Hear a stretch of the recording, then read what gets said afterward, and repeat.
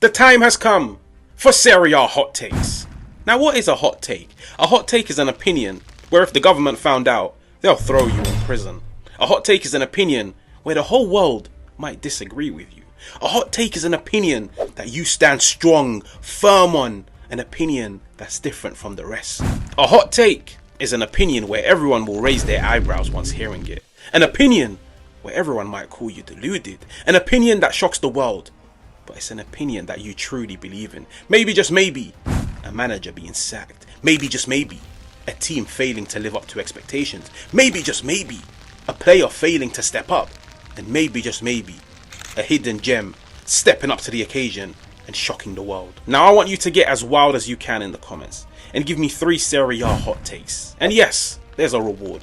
Whoever gets 3 out of 3 will receive a free kit of their choice for next season's Serie A campaign. Serie A hot takes. The season is fast approaching. I need some more energy, more passion, more energy. I need you guys to get locked in. Make sure to like, make sure to subscribe. Always give me your hot takes in the comments. Now, anyways, let's get into it. Serie A hot takes. Number 1. I feel like this will be, well, this was a very difficult to make. I feel like this might be Antonio Conte's last season at Napoli. Listen, I'm not really fooled by the whole they win the Scudetto and then De Laurentiis comes out and he hugs Antonio Conte and they pose for the photo. I don't really buy into it. I really don't. I feel like that relationship is on thin ice, and I feel like this is the season where that relationship completely breaks down. I feel like there's a lot of pressure on Conte this summer, and this is Conte that's coming from, and this is pressure that's coming from De Laurentiis. Like, De Laurentiis has backed him ridiculously in the transfer window. He's gotten him every single player that he wants. He's gotten rid of every single player that Conte doesn't want. He's probably brought in names of ages, of wage brackets that he probably would have never ever done for any other manager. This is a very good Napoli squad, and I genuinely feel like De Laurentiis is now looking at it and saying, you've delivered the Scudetto. So the expectation is already for you to deliver another Scudetto. But at the same time, I want this team to go far in the Champions League. I want this team to win a domestic cup. I want this team to monopolize Italian football. And I feel like that is pressure on Antonio Conte. Now, I'm not saying Antonio Conte can't step up to the plate and he can't be a manager that wins the Scudetto, wins the Coppa Italia, takes Napoli to the semi-finals.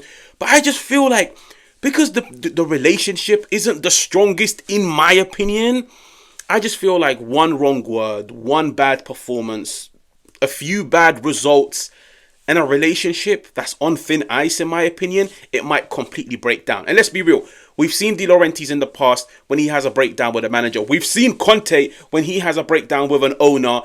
All toys get thrown out of the pram. And I just feel like this season, come the end of the campaign, Conte might look back. I still feel like they'll win the Scudetto, but I don't think it will be in the most convincing of fashion.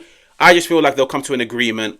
It's best for us to go our own separate way. So that's my number 2. Actually, you know what? I'll keep who's getting sacked towards the end. Number 2, I feel like the Serie A assist record will be broken this year. Now, who holds the Serie A assist record? It's Papu Gomez from, I believe, 2019, 2020, 16 assists with Atalanta. Now, in my opinion, that's definitely breakable. 16 assists. Now, who do I think is going to be the assist breaker? To be fair, I've got 2 players in mind. I've got 2 players in mind for 2 different reasons. Okay, number 1, Pulisic. Firstly, Pulisic created roughly 70 opportunities last year in the Serie A.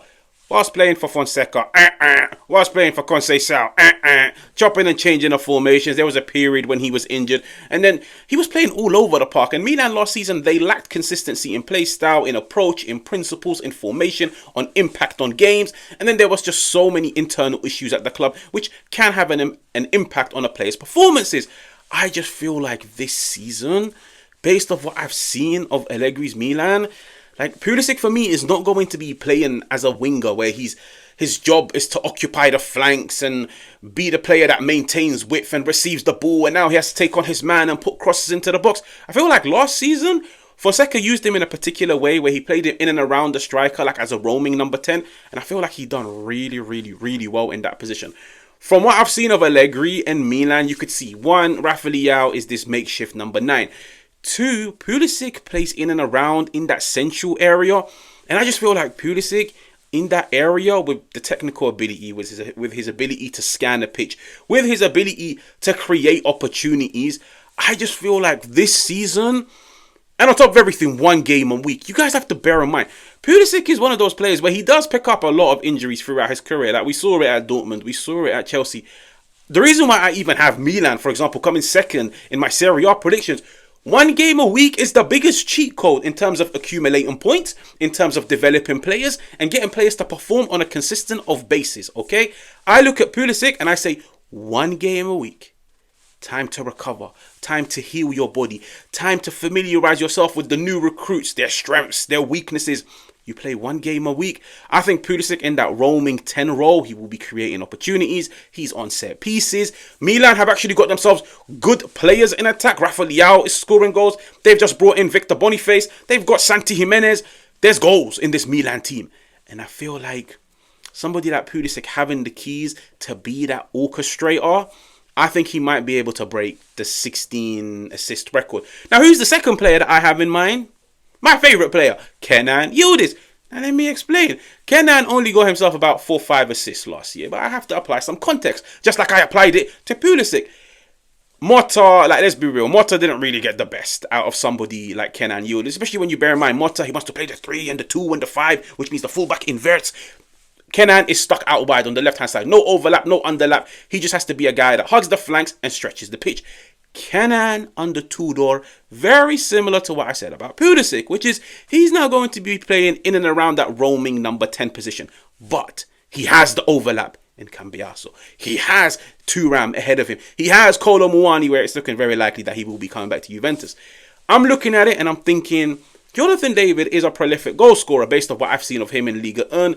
And I just feel like David, it might take him a while to find his feet. But once he does, he will be scoring. Kenan, the thing that makes him an option to break the assist record, Kenan is very selfless, number one.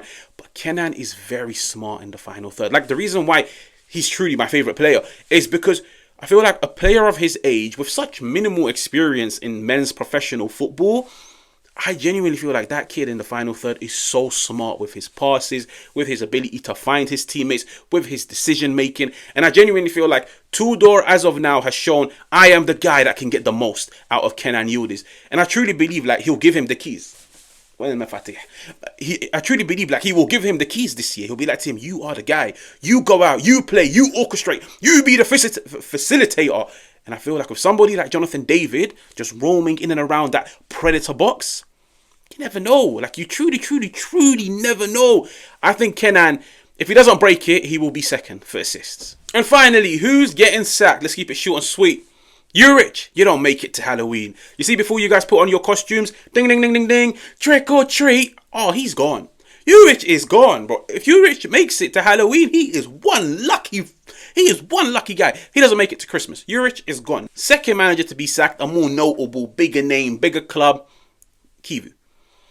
Now let me break it down for you guys, because I truly don't want to come across like an Inter hater or anything, but I've mentioned it many times this summer, not convinced by him, very surprised by the appointment. And to be fair, even when they were linked to Patrick Vieira, I got a video and I was like, I don't get it. Like, how do you go from Inzaghi to Vieira? How do you go from Inzaghi to Kivu?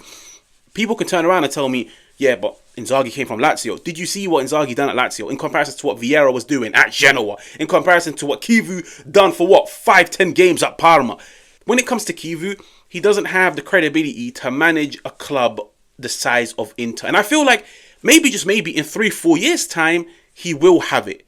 At the moment, he's really looking like a fish out of water, in my opinion. The season hasn't even started, but I just feel like once the season starts, and once it's serious, and now it's big pressure moments, and you have to step up to the plate every single week, midweek in the Champions League, you have to win, you have to deliver the 3 points. That's where I look at him and I say, maybe the pressure will be too much. Maybe, just maybe, the pressure will be too much. We have to look at it like this. Kivu's coming in, not just one to be the Inter manager. He's also coming in to step into the boots of a coach that got 2 Champions League finals. A coach that won a Scudetto. A coach that's also competed for Scudettos. A coach that's won domestic cups. A coach that's walked in and revolutionized them in terms of their overall play style, the tactics, the player development. And I'm looking at Kivu and I'm saying, I don't think you can do this. I don't think you can do this. And fair enough, Maybe, just maybe in 12 months' time, we will see the true Kivu, the true philosophy, his ideology on the game. But he has to earn that 12 months. Like, do you see what I mean? Just because his contract, I don't know how long his contract is, but let's say it says 3 years. Just because it says 3 years, it doesn't mean you're guaranteed 3 years. You have to earn your first year, the whole first year. Then you have to earn the whole second year. Then you have to earn the whole third year. And I'm looking at him and I'm thinking, you're walking into a camp where, in my opinion, internally is broken. I still feel like there's a big breakdown in communication. I feel like there's tension between some of the big personalities within Inter, whether it's Lautaro Martinez, Beppe Marotta, Hakan Çalhanoğlu.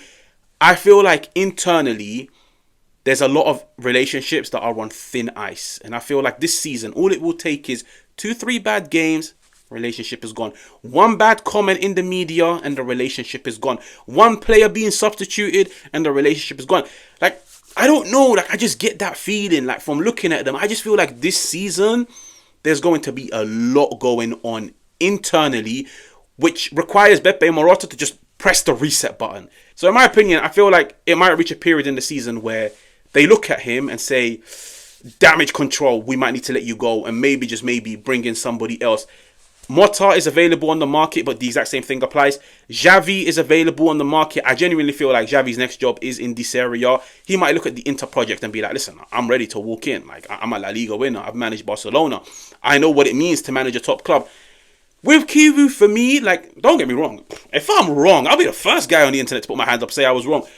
I just don't see it. I just truly don't see it. And I feel like a lot of internal and external issues might play a part in him not hitting the ground running, on him struggling at Inter, and eventually him paying the price.